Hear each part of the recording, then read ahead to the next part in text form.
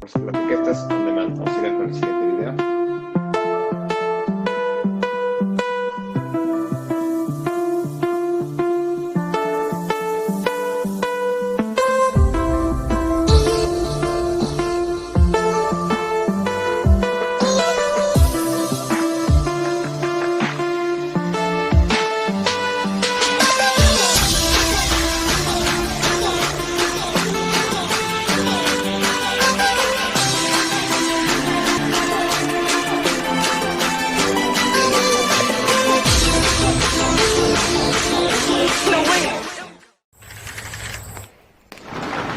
¿Cómo volveremos al trabajo? ¿Cómo podemos colaborar en un lugar que nos haga sentir seguros? Evitar costos fijos en un mundo variable. Construir una empresa sin construir una oficina. ¿Cómo pasamos de lo que no funcionaba a lo que sí funcionará?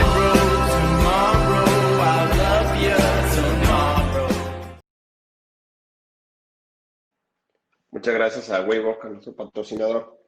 Bueno, agradecer el tiempo de todos nuestros sponsors. Vamos a comenzar ya el panel. Le voy a pedir a todos nuestros speakers que prendan sus cámaras.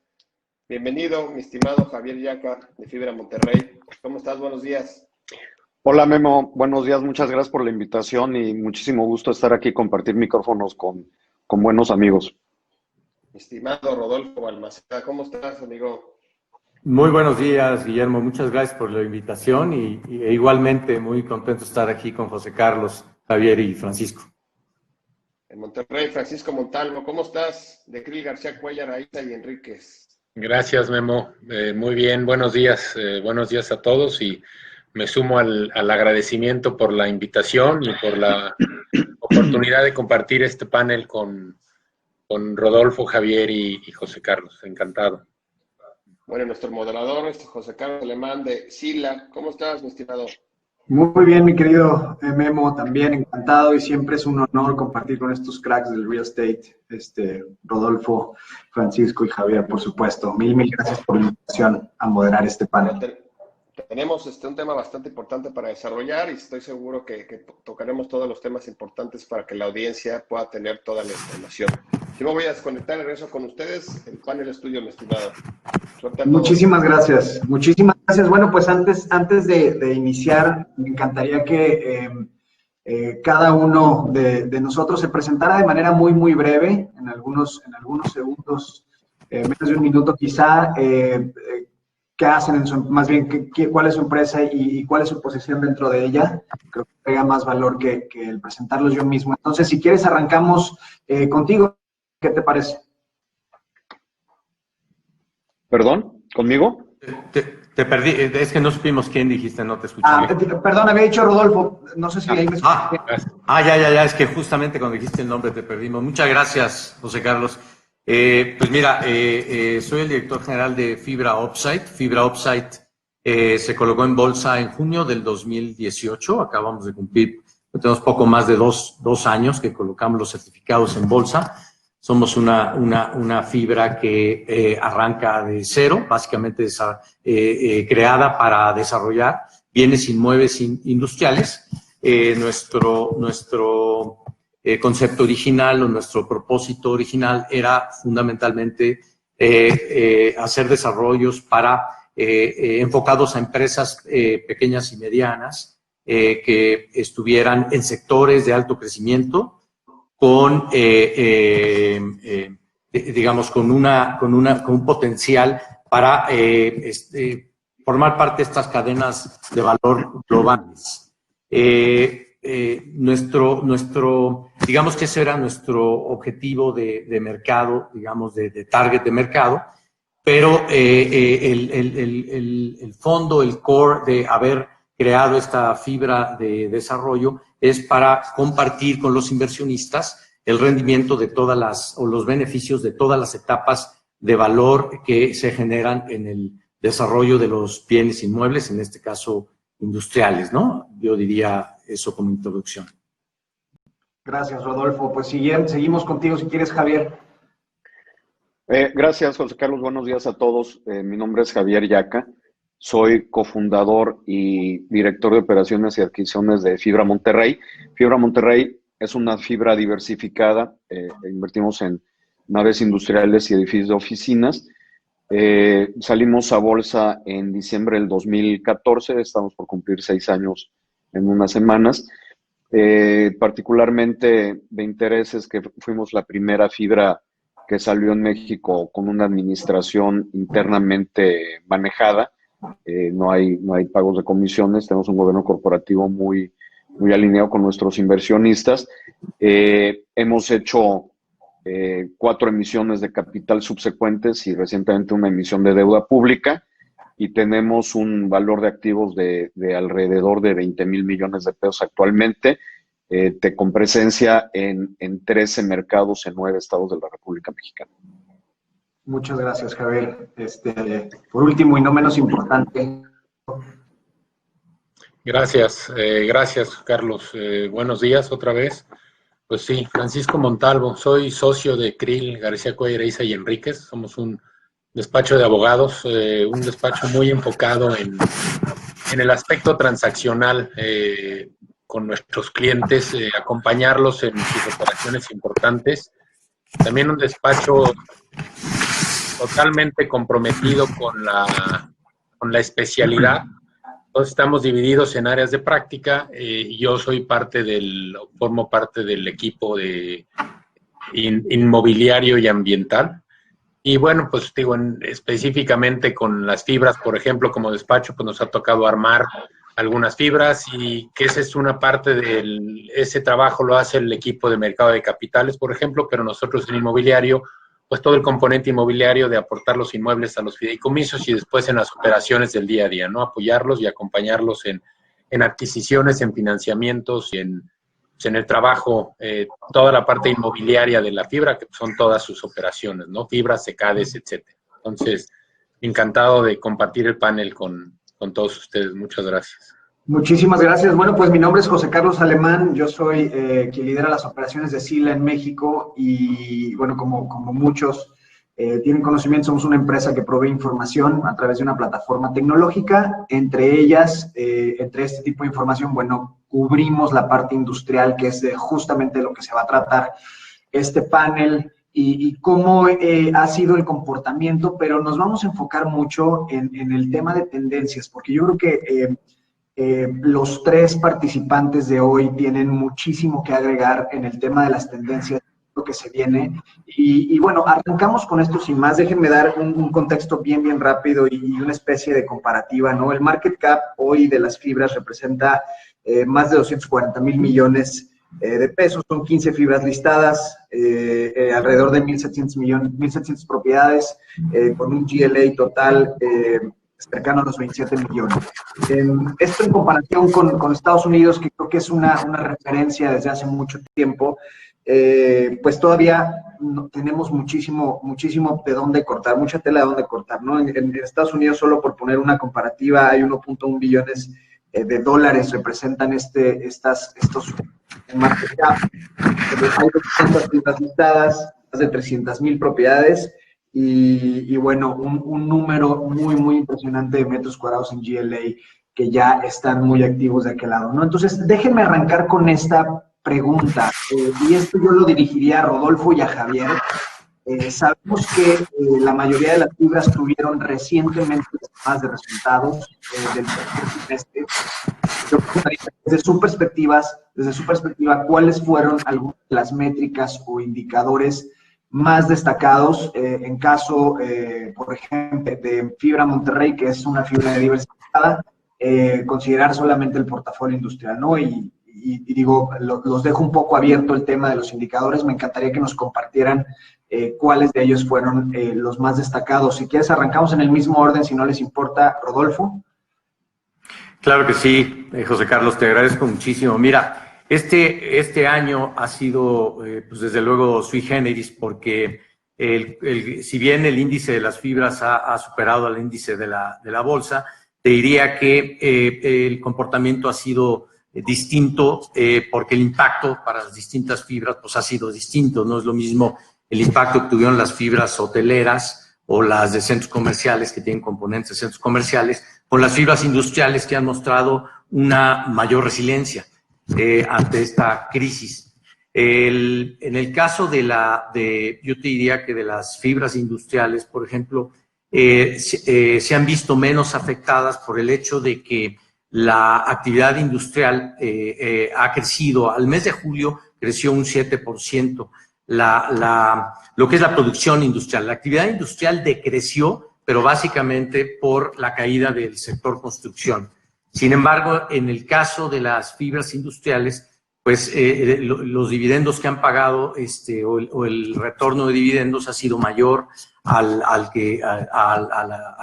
los CETES, a la tasa de CETES o de bonos, y también varias de ellas han aumentado su superficie bruta arrendable en los reportes del tercer cuarto de 2020. Y asimismo, el valor neto del activo por certificado también se ha incrementado en el caso de la mayor parte de las fibras industriales, ¿no? No ha sido así el caso de otras fibras que se vienen recuperando, pero eso ha sido paulatino durante el año, ¿no?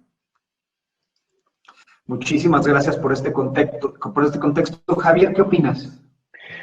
Gracias, José Carlos. Mira, yo coincido mucho con Rodolfo desde el punto de vista de la resiliencia que ha presentado el mercado industrial inmobiliario en México. Recordemos que en plena pandemia se firmó y se ratificó el TEMEC. Me cuesta mucho trabajo decirle TEMEC, pero bueno. Eso ha generado una mayor demanda de espacio. A nivel general, pues el primer semestre tuvimos una absorción de más de 1.2 millones de metros cuadrados a nivel nacional. El tercer trimestre, cifras preliminares, esto se mantuvo. Los niveles de desocupación se mantienen alrededor del 5,5%. Es un mercado que en inventario está creciendo, a ritmos de 6 o 7% anual consistentemente. Entonces, creo que es un mercado, como bien apunta Rodolfo, muy resiliente y de mucha confianza y mucha tranquilidad para inversionistas institucionales. Con respecto al caso particular de Fibra Monterrey y hablando exclusivamente de nuestro componente industrial, que es el tema del panel, yo te diría que nosotros, afortunadamente, durante el segundo y el tercer trimestre, en épocas de pandemia, no hemos tenido absolutamente ningún impacto desde el punto de vista de pago de renta, de flujo efectivo. Nuestros indicadores de recuperación de cartera son consistentemente en niveles del 98-99% mes a mes. Nuestra cartera vencida de 60 días o más representa menos del 1% de nuestra cobranza. Entonces, seguimos teniendo un desempeño sobre la saliente en ese sentido. Y con respecto a las distribuciones, que yo creo que es uno de los indicadores, si no el que más, uno de los más importantes que tenemos las fibras, te puedo decir que lejos de dejar de pagar distribuciones, las hemos mantenido, y no nada más eso. A partir de este año nos convertimos en la primera fibra en México que paga sus distribuciones de efectivo en forma mensual, a pesar de que reportamos trimestralmente el pago del dividendo o de la distribución de efectivo se realiza en forma mensual, y eso nos ha permitido mantener la atención y el interés, particularmente de sectores de banca privada y de inversionistas personales que les gusta estar recibiendo su dividendo en forma mensual a manera de renta. Entonces, yo te diría que haciendo ahí con lo que dice Rodolfo, y para terminar, totalmente un mercado muy resiliente, muy robusto, con muy buenas perspectivas. Y yo añadiría nada más que el tema de la guerra comercial entre Estados Unidos y China abre un área de oportunidad muy importante también para nuestro país en el sector industrial, particularmente en los mercados del noroeste de la República. Estamos viendo ya mucha demanda de empresas asiáticas por expansiones, ampliaciones o nuevos arrendamientos en el sector industrial. Entonces, pues ya dependerá de los desarrolladores privados, institucionales y de las fibras capitalizar estas oportunidades que se nos presentan. Fíjate, déjenme rescatar un par de cosas de lo que acaban de decir. Me gusta mucho este tema de la innovación, Javier, y creo que en Fibra Monterrey, también en Upside, vive este tema de cara hacia, digamos, los servicios que ustedes proponen, ¿no? Entonces, lo que a mí me parece importante, están innovando hoy no necesariamente hacia afuera, pero también hacia adentro, hacia todo este tema de inversiones, como decías tú, es uno de los indicadores más importantes. Yo creo que hoy hace sentido desde la perspectiva y desde la atmósfera que vivimos hoy, un poco de incertidumbre, un poco en general, ¿no? Y evidentemente cuando caemos en el tema industrial esto cobra menos relevancia, el tema de la incertidumbre, por los fundamentales que ya vienen comentando tanto Rodolfo como tú. Pero yo felicito mucho estos temas de innovación, tanto en los modelos de negocio, como es el caso de Upside, como hacia el interior de las fibras en la parte operativa y financiera. Ahora, se abren muchos retos, ¿no? Y con esto que comentabas, yo quisiera preguntarle a Francisco, desde un legal, pudiera un poco más de contexto, Francisco, sobre las discusiones legislativas que atañen principalmente las regulaciones en materia de arrendamientos. ¿Qué sucede con ello? Porque creo que hoy es un tema, si bien en el sector industrial las tasas de collection, digamos, son hasta el día de hoy muy buenas, ¿qué sucede? ¿Cómo puede impactar esto a nivel general, pero también a nivel del sector industrial? Claro, José Carlos, que con mucho gusto. Pues sí, mira, sin duda, ahorita durante la pandemia, durante esta emergencia sanitaria o esta crisis que vivimos y que pues sigue vigente, aunque sin duda se ha reactivado la actividad económica, creo que vivimos incertidumbre, te diría, hasta en las fibras industriales y hasta en el sector industrial, una incertidumbre generada por disposiciones que vienen en la legislación aplicable, en el Código Civil específicamente, que desde hace muchísimos años pretendían ser aplicables o atender necesidades de las partes en una situación muy específica como pudiera haber sido la pandemia, ¿no? O se hubiera creído que podía ser la pandemia, las famosas casos fortuitos o causas de fuerza mayor, y si tienes derecho a pedir una reducción de la renta o no, inclusive hasta rescindir el contrato por no poder utilizar el inmueble. Eso, pues, nunca nos había tocado aplicarlo, literalmente. O sea, platicando con litigantes, a nadie nos había tocado vivir una situación como estas, y la incertidumbre consistía en que, pues, no sabíamos o no sabemos todavía bien qué va a pasar. ¿Puedes aplicar esos artículos o no?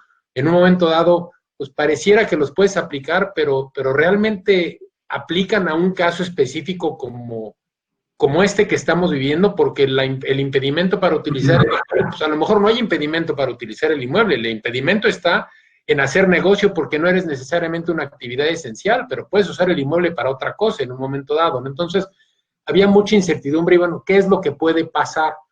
Creo que, a final de cuentas, lo que ocurrió fue lo mejor que podía haber ocurrido, que fue cuando lo consideraban apropiado, las partes se sentaron y negociaron y encontraron la mejor solución para ambas. Ninguno ganó, ninguno salió ganando necesariamente. Era cómo resolver esto de la manera en que nos perjudique lo menos posible y como bien dicen, más vale un mal acuerdo que un buen pleito, ¿no? Entonces aquí fue eso, es encontrar un acuerdo que fuera razonable para las partes y listo.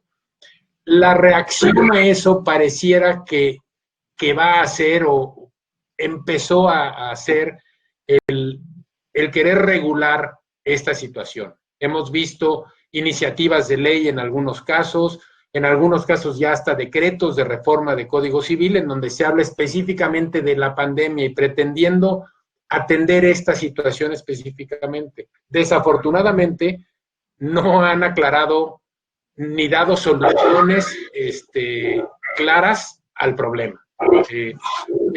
Por un lado, desafortunadamente, creo porque lo único que hace es abonar a esa incertidumbre. Creo que el lado bueno de eso es que pues siguen dejando a que las partes hagan a un lado a lo mejor esa posible solución y apliquen la solución que para ellos funciona mejor, que es el acuerdo de voluntades y el resolver esto de una manera amigable, ¿no? Y de forma que le funcione a los dos lados. Pero sí estamos viendo hablando de tendencias, pues sí pareciera que pretende haber una tendencia hacia aprender de lo que nos pasó y regularlo. A mí, honestamente, como abogado, no me gusta la idea, nada. Creo que si estuviera perfectamente clara la solución, mira, cuando menos quitas esa incertidumbre y te deja planear alrededor de eso. Por ejemplo, vamos a suponer que se establece en algún estado que no se puede cobrar más del 50% de la renta, o que solo se puede cobrar el 50% de la renta, pues bueno, ya te permite planear en tu contrato de arrendamiento, que pueden ser temas de los que vamos a tocar un poco más adelante, pero ya te permite planear y a lo mejor vas haciendo un fondo, o a lo mejor ya tienes soluciones específicas ante un escenario que sabes que puede llegar a ocurrir, ¿no? Pero hasta ahorita la forma en la que las reformas que ha habido reformas, si no me equivoco, creo que en Nuevo León, en Chihuahua y creo que en Oaxaca, o no sé si en Oaxaca es una iniciativa nada más. Mira, aquí lo tengo. Baja California, Chihuahua y Nuevo León ya hay reforma, y en la Ciudad de México y Oaxaca, hasta lo último que revisé, eran nada más iniciativas. En ninguno de estos casos hay una solución clara, ni hay absoluta claridad de cómo se va a solucionar el problema en un momento dado, ¿no? Digo, desafortunadamente. Entonces creo que vamos a seguir con la misma incertidumbre. Oye, muchísimas gracias. Creo que tocas un tema bien interesante, porque en esta regulación de externalidades que el gobierno evidentemente es quien tendría que tomar mano de esto, o que encargarse de ello, suele muchas veces haber demasiadas lagunas, ¿no? Y demasiadas lagunas que pueden ser aprovechables finalmente, y lo comentábamos offline, por industrias que no necesariamente hoy lo necesitan, ¿no? Hoy hay industrias que evidentemente están teniendo ventas, están teniendo incrementos incluso, y entonces, ¿por qué hacer una regulación que apoye también a estas cuando va a perjudicar de cierta manera a estos fideicomisos, ¿no? Como son las fibras. Entonces, coincido contigo, yo creo que sí hay que llegar, hasta hoy, como dices tú, creo que la mejor solución ha sido el entendimiento entre las partes de manera particular o privada. Esperemos que de verdad esto apoye justamente el crecimiento de las fibras, y como tú dices, hay que irse preparando, ¿no? La experiencia nos dice, ve preparando un fondito que te ayude a hacer frente a, ojalá y Dios no lo quiera, a otro tipo de evento como este, ¿no? Ahora, perdón, mira, por ejemplo, y lo platicábamos ahorita antes de entrar al panel, o sea, pues ha habido quien, a pesar de no usar su inmueble, sigue produciendo los mismos ingresos. Afortunadamente, pues una disposición a rajatabla, como puede ser una disposición en el código, que además en muchos casos es irrenunciable, pues, digo, soluciona, dizque atiende un problema, y puedes beneficiarte de querer aplicar una disposición como esas, pero no es justo que te beneficies de ella, ¿no? Entonces, pues mejor dejémoslo a que las partes se sienten a platicar y atiendan la solución, y encuentren una solución. Va a ser mucho más creativa, y hay gente mucho más inteligente, no hablando mal de legisladores, ni mucho menos, sino los especialistas que conocen su negocio específicamente, pues van a encontrar soluciones mucho más creativas y mucho más beneficiosas para ambas partes cuando estén en una situación como esas, ¿no? Entonces creo que a mí me encantaría que el cambio legislativo fuera que no fueran aplicables esos artículos, o que no fueran irrenunciables ciertos artículos que crearon incertidumbre ahorita, y dejar que las partes atiendan esto o desde un principio en su contrato o cuando tengan el problema encima. Es para mí lo mejor. Totalmente, bueno, pues ojalá y haya ciertos mecanismos por empujar el lobbying hacia el entendimiento de esto, ¿no? Y entiendo que la asociación, la MeFibra, está también haciendo mucho por ello. Y déjame tocar el tema de tendencias que decías hace un momento. Y con ello me voy a estos nuevos modelos de negocio, pero más que modelos de negocio, nuevos hábitos. Y esta pregunta yo la extendería a los tres, al que si gustan aportar a ello, ¿no? Normalmente la tenía pensada para Rodolfo y para Javier. Rodolfo, una de las oportunidades más discutidas en los últimos foros, incluso en el foro anterior a este, es el tema de la última milla. ¿Cómo están haciendo frente a esta oportunidad desde Upside? ¿La están tomando en consideración? ¿No la están tomando en consideración? ¿Cómo están atendiendo el análisis y las características del tipo de propiedades que se necesitan para digamos, esta industria o digamos, este último pedacito de la cadena de suministro en la parte logística? ¿Qué están haciendo ustedes desde tu perspectiva? Gracias, José Carlos. Mira, y siguiendo un poco en la lógica de lo que está diciendo Francisco, ciertamente hay muchas cosas que están cambiando este año, ¿no? La industria de los bienes raíces es una de las industrias que menos se ha modernizado. Yo creo que el gran reto que tenemos nosotros es justamente ese. Esta es una industria que viene trabajando de manera muy similar desde hace décadas, ¿no? Es una industria muy predecible, muy monolítica, digamos, de poca liquidez, que utiliza sus inmuebles como colateral para obtener deuda, ¿no? Y así mejorar los rendimientos. Pero al mismo tiempo nos damos cuenta que hay otras industrias, inclusive inquilinos nuestros, ¿no? Que se están modernizando de una manera muy acelerada. Cuando me preguntas de esto de la última milla, yo te diría que hablaría antes, por ejemplo, del comercio electrónico. Lo que se ha transformado y lo que ha crecido en México es impresionante este año. Es una tendencia que ya llegó, que no va a cambiar, al contrario, que se va a seguir acelerando. Aquí se abre una oportunidad muy interesante para explorar, ahora sí, de manera seria, nosotros como industria, lo que son los smart buildings, por ejemplo, ¿no? En términos de una combinación de espacios modernos con la tecnología. Smart buildings son eso, combinación de espacios modernos con tecnología. Esto requiere también de edificios que soporten plataformas tecnológicas. Cuando vemos el tema de la última milla, por ejemplo, debemos de considerar la subutilización, por ejemplo, de muchos espacios industriales en las zonas urbanas o en las ciudades. El tema de la última milla o del comercio electrónico hay que verlo considerando factores electrónicos, necesidades de los arrendatarios, diseños de los edificios, la infraestructura circundante a ellos, los costos de transporte, la manera como se va a transformar el transporte. Evidentemente, eso lo vamos a ver más en Estados Unidos de manera más rápida, con todo lo que es la movilidad autónoma, con todo lo que son los drones, ¿no? En México iremos adaptando esas tecnologías a los edificios conforme vayan llegando acá, pero es algo que ya tenemos que estar viendo y desde luego toda esa tecnología para soportar y modernizar esta actividad. No podemos seguir trabajando como lo veníamos haciendo. El comercio electrónico desde luego demanda espacios mayores, pero hay que considerar que el comercio electrónico también tiene algo que se llama reverse logistics. Y este reverse logistics o las devoluciones necesitarán también de espacios mayores, de edificios más flexibles, donde se hace ese reverse logistics, si se hace en la zona urbana o en el centro de distribución que está un poco más lejos. Reverse logistics representa un 30% del total de devoluciones, del total de las compras que hacen los consumidores. Y aquí es donde la tecnología, todo lo de PropTech es fundamental para generar información suficiente, la cual tiene que ver con ubicación de espacios, con determinación de precios, usos de suelo, así como la gestión misma de estos espacios, ¿no?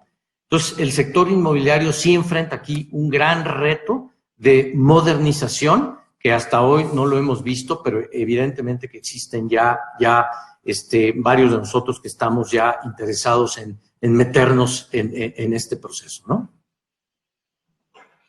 Muchas gracias. Creo que fue una muy buena descripción. Javier, ¿tienes alguna opinión respecto de esto? No, realmente comparto mucho las opiniones y las impresiones de Rodolfo. De repente en México caemos mucho en tratar de extrapolar linealmente las cosas que pasan en Estados Unidos con México, ¿no? Cuando hablas, por ejemplo, de temas como de la última milla, en Estados Unidos funciona completamente diferente en México. En México, más que última milla, yo le llamaría de último tramo, ¿no? Porque realmente última milla fuera de la Ciudad de México, para que tengan una idea, Monterrey, una ciudad de 4 millones de habitantes, el centro de última milla de Amazon está en Nuevo Laredo. Entonces, Sería muy cauto al momento de tropicalizar los conceptos. Definitivamente el crecimiento del tema de distribución y logística, particularmente alrededor de las grandes ciudades, es un tema que está muy, muy demandado. Debe de haber requerimientos por más de 2 o 3 millones de pies cuadrados ahorita, nada más de un puñado de empresas de paquetería, mensajería y e-commerce y distribución y logística. Entonces, yo solamente tendría cuidado con cómo compara esto con otros países como Estados Unidos y como Europa, que tienen dinámicas económicas, geográficas y de consumo completamente diferentes. Me hace mucho sentido eso que mencionas, porque justo antes teníamos una plática hace una semana o dos con una empresa de paquetería, y era justo lo que nos decía Javier. Nos decía, en México, mi última milla empieza, a ver, la entrega de mi primer paquete desde mi centro de último tramo, voy a ponerle así, me gusta esa terminología, empieza a los 20 minutos, a los primeros 20 minutos de recorrido. En Monterrey empieza a los primeros 40 minutos de recorrido, es decir, es totalmente diferente desde la perspectiva en la que te encuentres y el mercado, ¿no? Ahora, déjame continuar contigo, Javier, porque creo que hay un tema de tendencia también, que es el ASG o el ESG en inglés. Muchos administradores de fondos ya están poniendo el ojo. Evidentemente ha habido muchos análisis de los incentivos que tienen los diferentes administradores, evidentemente los fideicomisos como los que tú encabezas, como el que tú encabezas. ¿Nos puedes platicar un poquito la perspectiva particular de Fibra Monterrey, evidentemente Javier Yaca, y hacia dónde van en este tema? Y también en México, ¿qué sucede con estos incentivos? ¿Hay alguno? ¿No? Sé que ya hay un par de índices, particularmente S&P. ¿Qué pasa con todo esto? ¿Nos podrías dar un poco de contexto? Sí, con mucho gusto. Y es un tema para nosotros que está al tope de la lista de nuestras prioridades, incluso desde mucho antes de la pandemia, desde el año pasado, ¿no? El tema de ESG, basta con leer las últimas declaraciones más recientes de Larry Fink, ¿no? Que es el CEO de BlackRock, que es uno de los fondos de inversión más grandes del mundo, donde Larry lo que dice es, eventualmente los inversionistas institucionales vamos a dejar de invertir en vehículos, llámense fibras, C-Corps, etcétera, que no cumplan con los lineamientos ambiental, de responsabilidad social y de gobierno corporativo. Entonces, no es un tema de moda, no es un tema de otra cosa, sino que es una realidad. Nosotros particularmente empezamos un proceso muy formal y muy ordenado, con estudios de materialidad de la mano con Social Value Institute, de la mano con SAM, lo que era antes Robeco SAM, que ahora se llama SAM nada más. Estamos en el proceso de calificar lo que se llama el CSA para el índice de sustentabilidad de Standard & Poor's. Hay un esfuerzo muy importante a nivel gremial, tanto dentro de la AMEFibra como de la AMPID, de la Asociación Mexicana de Parques Industriales Privados.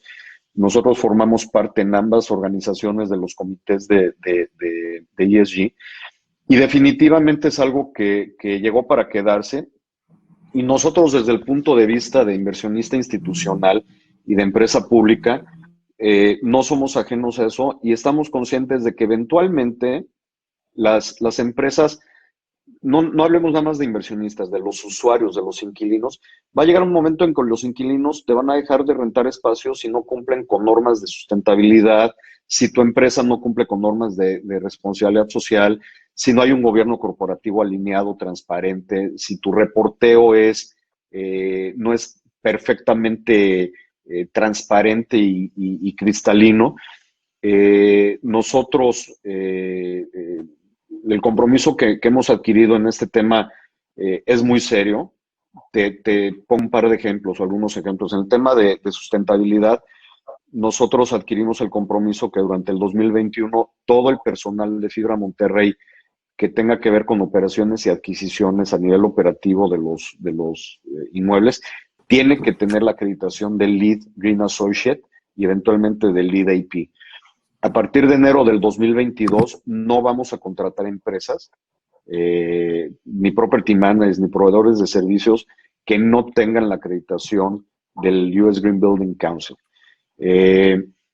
Todo el tema social, muchas veces cuando se oye responsabilidad social, la gente piensa, vamos a hacer una serie de donativos y con esto cubrimos. No, es muchísimo más complejo que esto. Tienes una serie de stakeholders o de grupos de interés que van desde tus propios colaboradores, desde los proveedores, los usuarios a nivel personal, no a nivel empresa. O sea, tú puedes tener a Oracle de inquilino, pero tienes a 200 o 300 empleados de Oracle viviendo en tus edificios de oficinas. Entonces, tienes que ser muy serio y muy comprometido. No es un tema fácil, es un tema oneroso, es un tema que en estructura, y creo que Fran lo sabe perfectamente bien, es muy complicado darle la seriedad y el nivel de alcance. Ya lo estamos incorporando, ya lo incorporamos en nuestros reportes trimestrales. Hace un par de trimestres ya tenemos una sección particularmente de ESG, y en nuestra página internet ya tenemos un micrositio de ESG que se accesa desde la página, desde el homepage, donde viene el reporte de avances, vienen todos los estudios de materialidad, viene con mucho detalle. Somos obsesivos de la transparencia, pero definitivamente el tema de ESG llegó para quedarse, y si no lo atiendes desde ahorita, eventualmente vas a estar fuera de la jugada en todos sentidos, ¿no? Claro. Y es como un círculo virtuoso, ¿no, Javier? O sea, porque pareciera que nada más, por ejemplo, pareciera que puede empezar por el lado de los inversionistas, que para decir, oye, para yo poder captar dinero de inversionistas, pues más me vale que cumpla con estos criterios de sustentabilidad. De lo contrario, solito me estoy descalificando de un grupo de inversionistas específico, ¿no? Que tiene estos requerimientos. Y de hecho ya los hay. Por ejemplo, las IEFORES o los fondos de pensiones mexicanos, las AFORES, derivado de las disposiciones de carácter general que tienen, que los regulan, a partir del 2022, si no me equivoco, de enero, no pueden invertir en vehículos que no cumplan con los criterios de sustentabilidad, ¿no? Entonces, pues ahí tienes, por ejemplo, las AFORES, que son inversionistas en las fibras, en CECADES, etcétera. Pues si no adoptas criterios de sustentabilidad en el vehículo, ni siquiera te van a tomar en cuenta. BlackRock. Y como dice Javier, los arrendatarios mismos, o sea, los mismos arrendatarios te van a llegar a decir el día de mañana, oye, yo soy subsidiaria de tal o soy parte de este fondo, pues necesito que los edificios en los que yo me establezca cumplan con todos estos criterios, y empiezas a tener, por decirlo sanamente, presión por todos lados para llegar al objetivo principal, que es esa sustentabilidad, ¿no? Entonces creo que se está aplicando muy bien. Como bien dices, Javier, es oneroso, sin duda, pero es una buena inversión, es algo que a futuro vamos a recuperar todos. Ese bienestar nos conviene a todos, ¿no? Definitivamente, mira, una experiencia muy reciente que tuvimos, que concluimos la semana pasada exitosamente, afortunadamente, una emisión de deuda 100% local en dólares, y tuvimos un roadshow muy intenso con todos estos vehículos que tú mencionas, con las AFORES, con aseguradoras, con bancas privadas. El tema recurrente absolutamente en todas las presentaciones de roadshow o de Zoom Show, ya no sé cómo decirle, el tema de ESG fue un tema recurrente invariablemente en todas y cada una de las presentaciones. Si no tienes una respuesta concreta, fundamentada, documentada, simple y sencillamente no te consideran en los comités de inversión. Claro, claro, exacto. Una respuesta con métricas evidentes y con indicadores que ellos puedan decir es cierto, ¿no? Ellos están a favor de toda esta, y nuevamente, no tendencia, sino necesidad que hay que atender ya, de manera urgente, ¿no? Entonces, mira, pues acaban de decirlo, hay incentivos claros, ¿no? ¿Por qué? Porque hoy las AFORES son uno de los principales inversionistas en los vehículos que ustedes representan. Entonces, a mí me parece que es por demás interesante. Creo que tenemos 5 minutos más, se alargó un poquito más. Yo tenía un par de preguntas interesantes, pero creo que me voy a quedar con los últimos comentarios. Memo, no sé si tengamos tiempo de hacer últimos comentarios de cada uno de los participantes. No, adelante, hay tiempo, por favor, adelante. Buenísimo. Bueno, pues si quieres arrancamos contigo, Francisco.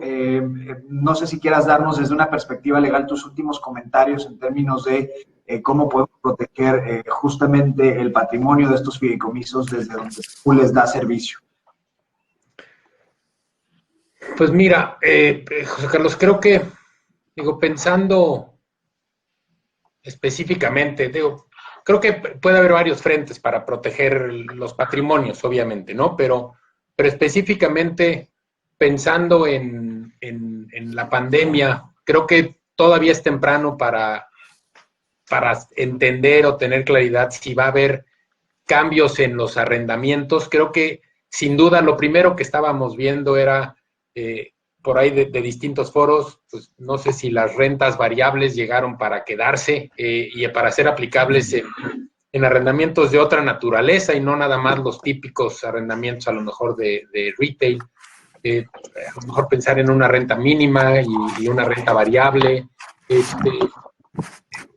Creo que es temprano todavía como para saber si derivado de los ajustes y de esto que vivimos van a haber cambios importantes en los arrendamientos. Sin duda,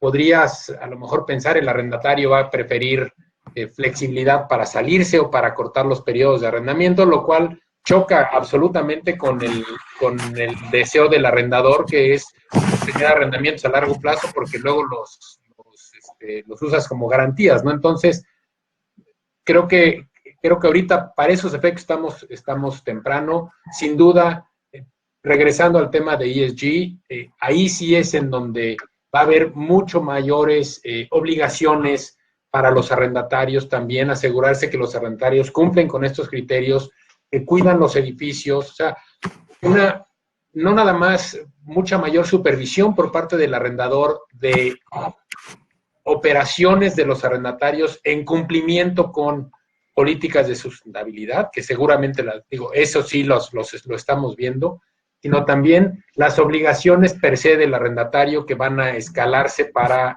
asegurarse que cumplen, así como ellos también van a pedir que los edificios cumplan con certificaciones, etcétera.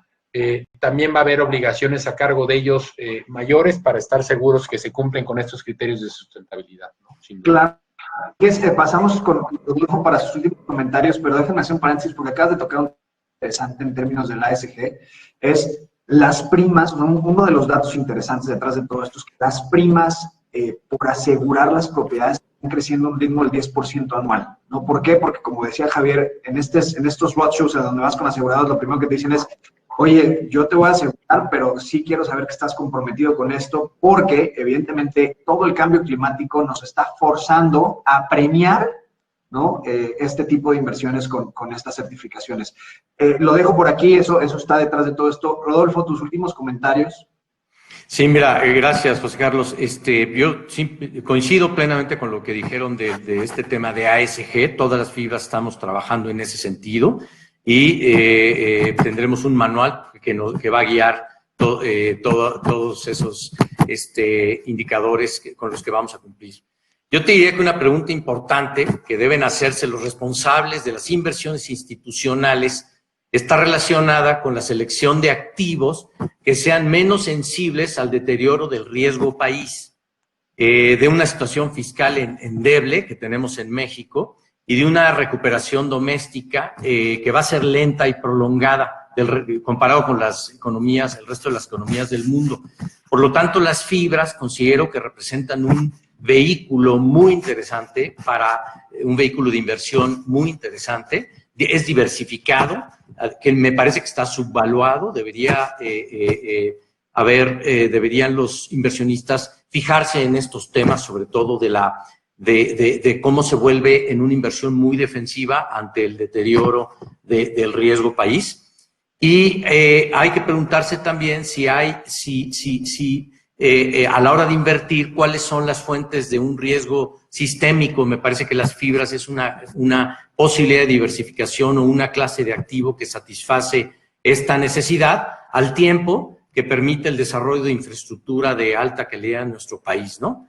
Nuestro reto, como yo decía hace un rato, desde luego como industria, es la modernización y la utilización de la tecnología para poder, digamos, brindar cada vez servicios de mayor valor agregado a nuestros inquilinos, ¿no? Y en Fibra Upside claramente estamos en esa tesitura, ¿no? Estamos en eso. Es una fibra flexible que evidentemente está buscando hacer eso en esta visión que tenemos hacia los siguientes años, ¿no? Muchísimas gracias, Javier. Pues mira, brevemente, José Carlos, muchas gracias de nuevo a Inmobiliaria, a Guillermo, a Emiliano y a Erico. Gracias a ti por la moderación y a Fran y a Rodolfo por participar y compartirnos sus comentarios. Yo simplemente los dejaría con un concepto. El real estate siempre ha sido una gran inversión, tanto institucional como privada. No lo va a dejar de ser.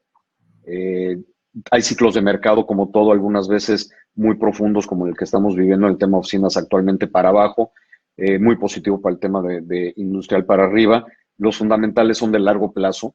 Quien quiere invertir en real estate para hacer un casque, yo creo que no. Yo creo que no va por ahí. Somos vehículos muy institucionales, tanto las fibras como las ECADES. Somos un reducto de inversión que nuestra obligación es darle predictibilidad al flujo efectivo y seguridad a ese flujo efectivo. Y entonces, mientras naveguemos y seamos resilientes a esos cambios en el ciclo de mercado, yo estoy convencido de que va a seguir siendo la reina de las inversiones, no nada más en México, sino en cualquier parte del mundo. Sin duda, pues yo también me quedo con esto. Agradezco a Rodolfo, a Javier Francisco y por supuesto a Memo por la invitación, por permitirme moderar. Ha sido un honor estar, de verdad, mil gracias. Están haciendo una pregunta aquí, Memo, que si me permite la respondo yo, donde he visto ese manual, es en la página de la Fibra referente al ASG. Me parece que ya está disponible, yo por lo menos lo bajé hace un par de semanas. Entonces, bueno, yo con esto me quedo y al final, pues yo también invitaría a todos los que nos escuchan a invertir en estos vehículos. A mí particularmente me gustan mucho. Yo invierto a través de una aplicación y creo que hoy vale la pena hacer ese ejercicio. No es nada complicado. Pareciera de repente, creo que es un área de oportunidad que es complejo, pero la verdad es que es muy sencillo y también, bueno, pues empiezas a ver un poquito cómo involucrarte en el real estate. Muchísimas gracias a todos. Memo, te dejo los micrófonos. Sí, nada más el último comentario. Bueno, primero felicitarlos. Creo que es importante que todo el mercado sepa que las fibras industriales y el mercado industrial en México es de los que más ha evolucionado. Desde la época de manufactura, creo que varios de ustedes llevan ya tiempo trabajando en el tema industrial. Hay mucha incertidumbre ahora en Estados Unidos y en México y en el mundo por el tema de las elecciones en Estados Unidos.